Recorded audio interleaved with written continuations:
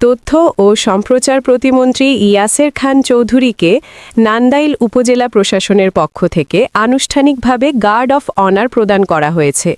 বিস্তারিত ডিএসটিভির প্রতিবেদনে।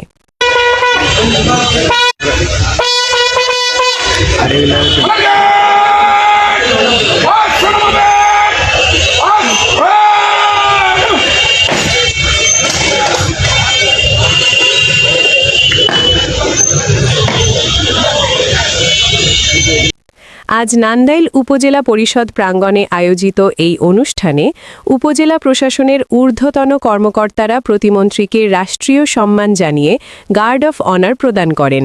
এ সময় প্রতিমন্ত্রী ইয়াসের খান চৌধুরীকে ফুলের শুভেচ্ছা জানায় নান্দাইল উপজেলার সর্বস্তরের জনগণ। অনুষ্ঠানে উপস্থিত ছিলেন উপজেলা নির্বাহী কর্মকর্তা, উপজেলা পরিষদের জনপ্রতিনিধি, সরকারি বিভিন্ন দপ্তরের কর্মকর্তাবৃন্দ, রাজনৈতিক নেতৃবৃন্দ, সাংবাদিক ও সুধীজন। স্থানীয় জনগণের স্বতঃস্ফূর্ত উপস্থিতি ও ভালোবাসায় অনুষ্ঠানটি প্রাণবন্ত হয়ে ওঠে।